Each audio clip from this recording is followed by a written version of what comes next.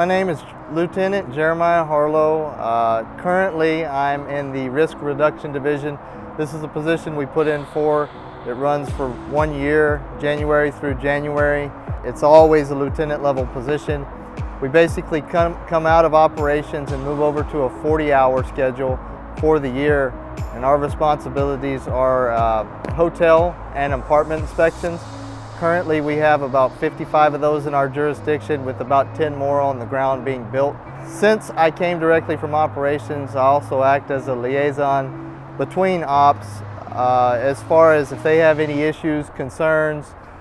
Some of those might include hydrant issues they find that are bad, problems with fire alarms, problems with sprinklers, any of that kind of stuff. As far as day-to-day roles and responsibilities, I'll come out and conduct inspections. So I'll do an exterior inspection, which is basically a walk around the whole property, making sure everything is in compliance with fire code. Not only that, it's a safety inspection too, to try to prevent and keep people from getting injured or hurt. Once that's complete, I'll move into the interior. That's when I'll get into checking the alarm system, checking interior units, checking the anything else that could present any hazard, any storage rooms, anything like that. That's sort of a snapshot of what this role does. So here we are, Jeremiah Harlow again with Risk Reduction, out doing an exterior fire inspection, 14508 Owen Tech at the Affinity. Nice senior living facility in our jurisdiction. So one of the first things we check is the Knox box. As you can see right here, we're going to make sure that the Knox key opens the Knox box, and in this case we've got a key right here that goes to our riser room. As you can see, the sign right here, the riser room, we require that to be up to certain specifications, because on the fire trucks, that's what we're trained to look for. If there's any kind of sprinkler activation or issue, we're going to come in here and see exactly what's going on. So obviously this key does work. So if we look inside here, some of the things that I will look for is a current tag. These systems have to be inspected, serviced, and tagged every year. We look for blue tags. Blue tags are good. So it's marked as an annual inspection. It's acceptable by the company who did it, and it was done March of 2020. So this system will be good until March of 2021. Okay?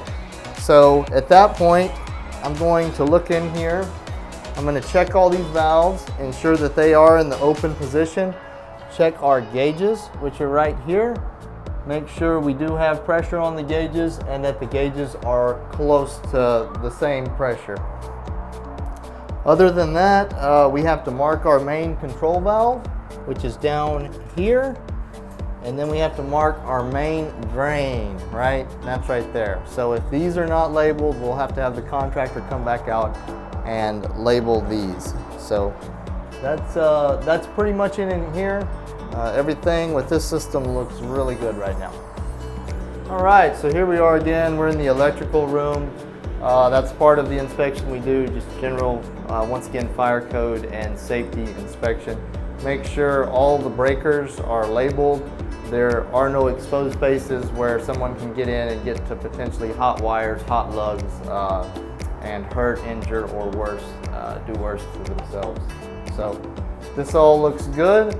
Everything is marked and labeled in here. Once again, we check all these. So, all right, so what we're looking for is everything is labeled once again. All the holes are filled. There are no exposed spaces that you can get into the hot bus bar and hurt yourself. So, same again here. Everything looks great, labeled and covered. As far as that in this room, not much else to look for. Just make sure that there's no holes in the sheetrock. Everything is fire caulked, fire sealed. So we don't have any potential fire spread issues there. So other than that, this room looks good. Some other parts of the exterior inspection that we'll complete, we'll check all of the balconies and porches. As you can see, up here. Make sure everything looks good there. We obviously don't allow flammables on porches or balconies. We also don't allow grills. So if any of those are present, we would have to mark those. They are not. All of this looks really clean. We also look on the porches and balconies. You can see the sprinkler heads here that protect those areas and prevent fire spread from going up the side of the building and potentially up into the attic. Everything looks good. The things that we would look for there is that they get covered if they're painting the exterior, or bird nests are known to build on those, and those of course interfere with the what they're intended to do. So other than that, in this area we also have some dryer vents that go to all the units up here. So same thing, we look and make sure they're not clogged with lint or bird's nest are the two big things there. Obviously if anything is in there, a spark gets in there, those things light off very easy and present a fire hazard. So that's most of what we have right here. All right, so another thing we will look at, we will check all the fire lanes on the exterior, check all the hydrants, make sure that they're marked and whatnot. Right here we also have FDC connection. So it could be FDC or it could be standpipe. But as you can see, there's a hydrant right in close proximity.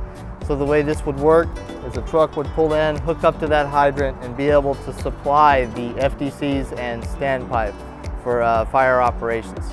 So that's another thing we look at. All right, another thing that we look for is the main gas shutoff. As you can see, the sign here is by our specs, so that's what we're taught once again to look for. It's clearly marked, and by closing the gas valve here, we are able to shut off gas to the entire structure, which obviously is beneficial if there is a fire event. All right, so another thing that we look for is electrical safety and proper identification. So as you can see, they've got everything labeled very well here. So what this is we're able to come in if there is a major event and shut power down very rapidly. We can kill power to the entire facility, the entire structure. So you can see they have our signs here with our proper identification. We check for that. And right here, you can obviously see that this main throw here would shut the whole north side of the complex down. So there's one on this side. There's also this same setup on the south side of the facility, so we'll check that in a little bit. All right, so here we are with all the meter cans. So there's a different meter for every interior apartment we have. What we require on that is that obviously everything is sealed up. There's no open electricity that someone could access and potentially harm themselves or worse. We also require that the units are individually labeled. So we are able to shut power down to each individual unit if that's all that's needed. We don't have to necessarily shut power down to the whole building. Hey, I'm Tim Wallace. I'm a fire inspector with Travis County ESD number 2, and I have been a fire inspector for about 11 years now. Today, I'm actually here at a brand new CVS, as you can see behind me.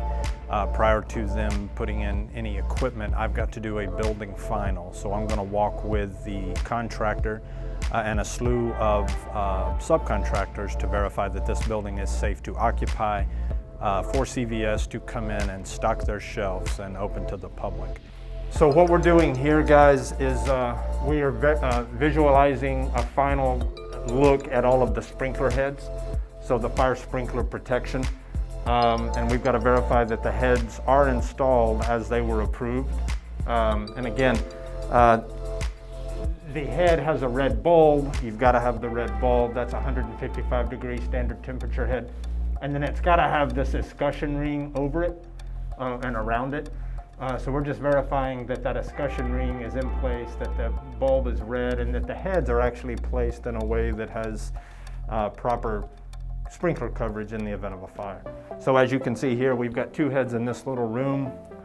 Copious amounts of water come out of these heads. 100% okay in here for sure. I'll put it on, I'll get the lift. Perfect. So there is a cover that is missing on that head there, and again, it is what it is. So he's got it. He's got one he can add to it right now. So yes, we're good. Perfect. What that cover does, the white cover, it actually acts as a heat trap. So if there was a fire where I'm standing, heat would go up to the nearest sprinkler head. And that white escutcheon that I'm asking him about will trap the heat and allow the bulb to break a lot sooner. If you don't have one, the heat could actually pass the sprinkler head, get up into above the ceiling, thus maybe possibly not activating that head. So he's got one squared away, we're good to go. So guys, it's important to know too, when you look at a system like this, especially firefighters on a fire truck, there's a lot. This is a pretty simple system, but there are a lot of systems that are pretty intricate. You've got a lot of knobs and turns and gauges. So what we want to make sure that the fire sprinkler contractor does is properly sign each one of these control valves so that our guys on a fire truck know, hey, I need to turn water off because water's activating. They can see control valve and say, oh, cool, and they turn that, and then thus it cuts the water off. It's got to be tagged and licensed by the company, saying that it meets all the intent of the code. So I've checked that. Documentation on the flow of the system and what it's designed for is all here. So that kind of pretty much sums up the sprinkler we also system. Put in just for future references in case anybody else shows up.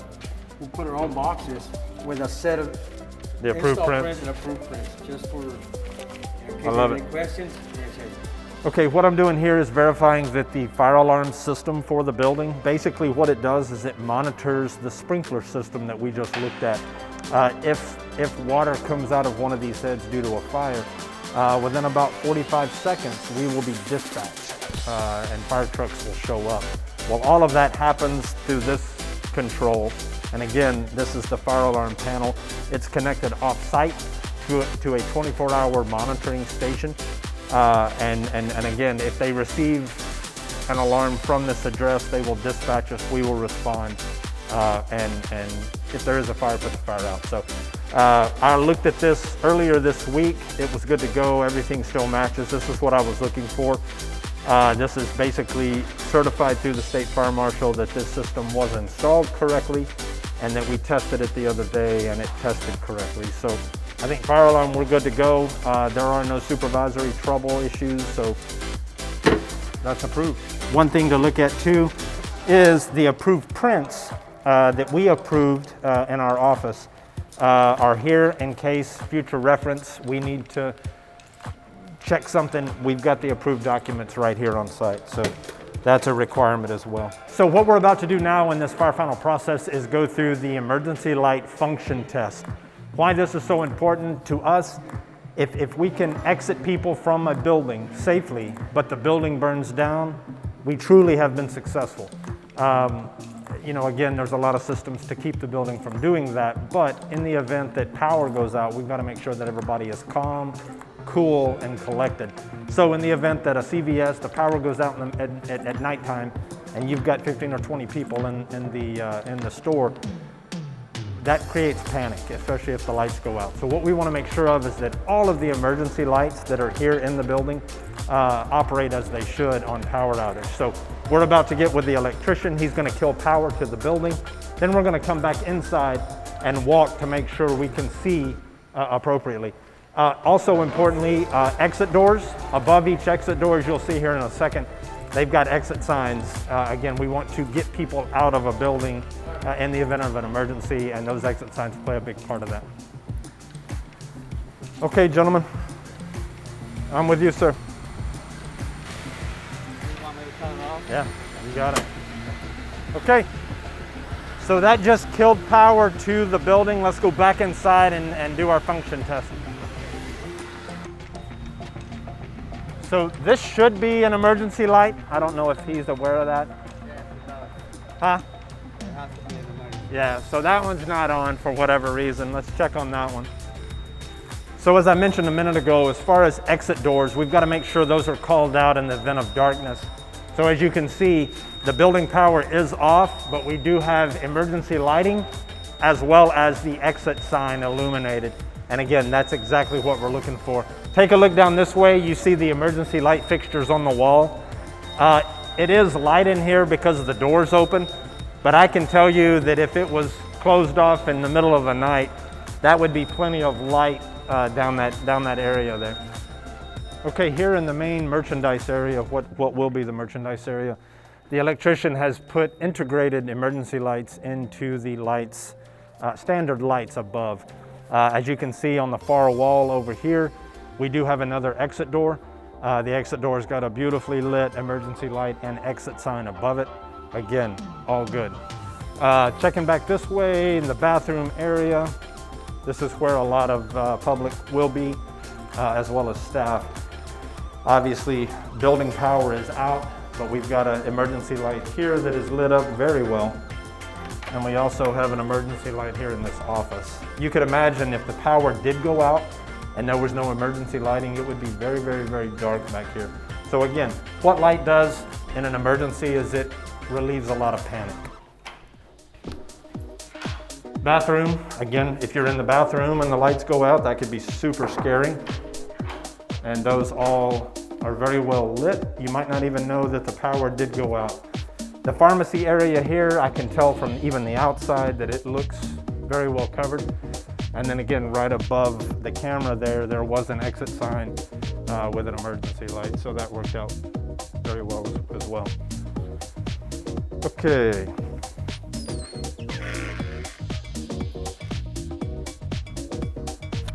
And again, as you can see, you've got a few ceiling mounted lights that are illuminated. I don't really have any concerns at all with emergency lights that I'm seeing. I will check this door to make sure.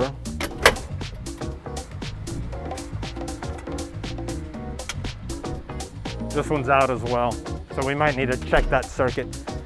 As part of the emergency light test and fire code, any designed exit door has to have an emergency fixture on the outside of that exit door as well, on the outside, because that's where people possibly could congregate in the event of an emergency. So the code just wants to make sure that it's illuminated as well. And as we can tell, good. As we can tell, those outside fixtures are not working right now, but the electrician's gonna get on that and get that corrected. Okay, making our way back up to the front. The main entrance and exit has a really good lit exit sign.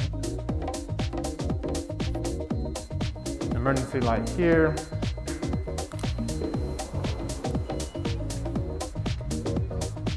And these are out as well. Okay. So we just need to verify that he's got the exterior emergency lights. Just, I guess they're on the same circuit, possibly. Okay, so if electrician wants to turn his power back on, he can. Another part of the final for me is, or for the fire department, is to check the fire extinguishers. Although the building has a sprinkler system, the code still requires fire extinguishers to be mounted. What we like is to start mounting extinguishers by exit doors because it's very important that if somebody makes a decision to reach and grab for a fire extinguisher and they go back to fight a fire, what they can remember is they have an exit to their back, if that makes sense. So we do like to start out here. This one, 20 of July, we're good to go. It's got a positive green arrow. And then we've got another one at the front door. And then the contractor also bought a few for the interior columns.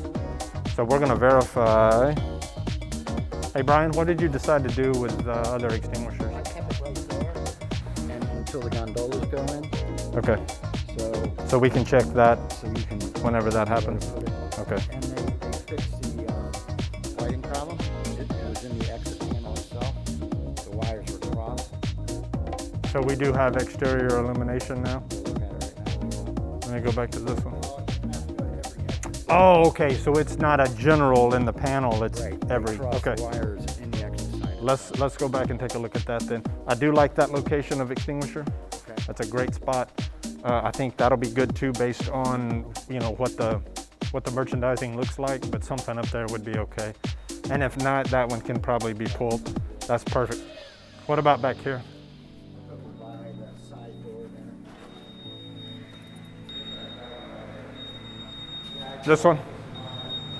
So that's a simple fix.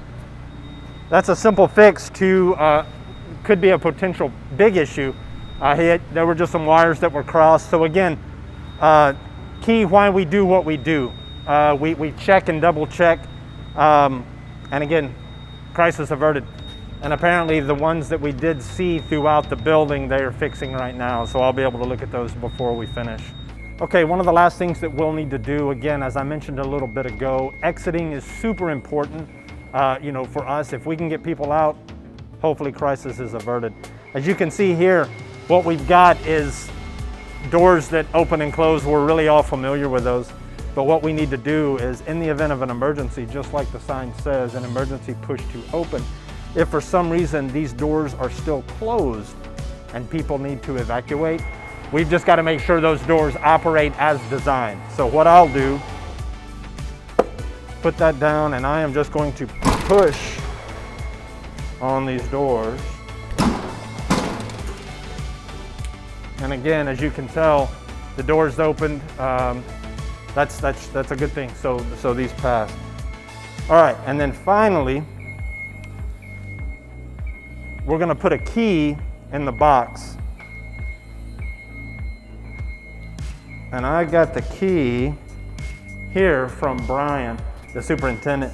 What this key will do is, after hours, if we needed to get into this building for one reason or the other, this key that goes in this secured box will allow us to do that. So at this point, I'm testing the key that Brian gave, and as you can see, it absolutely works. So I am good installing this key in this box. Now this is a Knox box, and again, it's secured access for us only. We are the only public service agency that has this key. So what I'm doing is putting this master key into the box, and I am locking that down. And at this point, this is super important for me. I've got to make sure nothing happens to this key. I would rather get this key back in its holder in my truck ASAP. So the last thing we need to check before we give Brian the all good is the fire hydrant, which the fire hydrant's located right down here. I'm gonna go operate that hydrant, flow some water just to make sure we've got good pressure, and then we'll be good to go. Brian, you wanna come along, or you? Okay.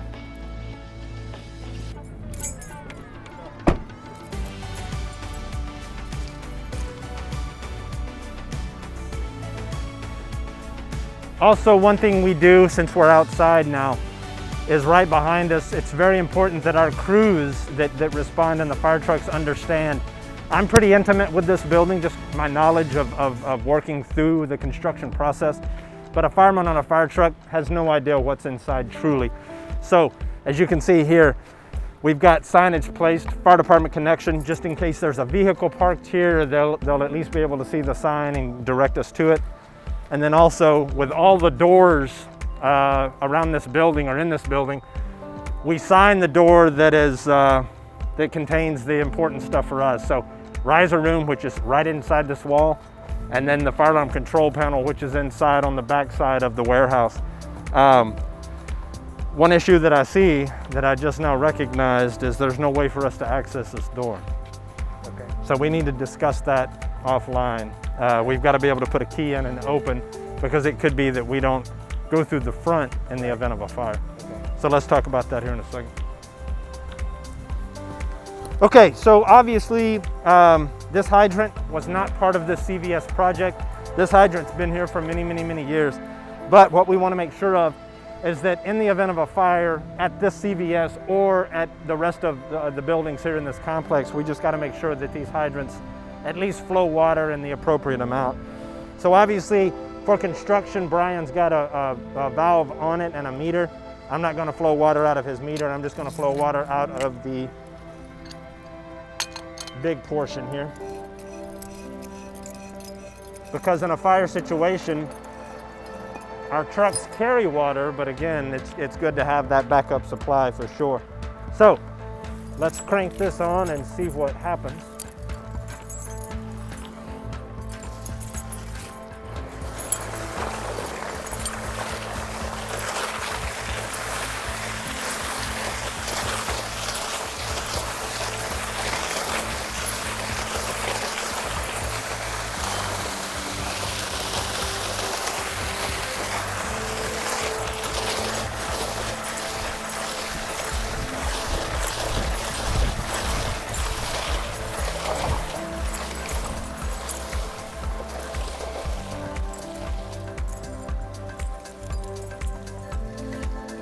That was perfect. No complaints. Good water pressure, and the hydrant is good to go. A bad day for a firefighter is if there is a fire and the hydrants don't work. Not good. Okay, Brian, I think that's it.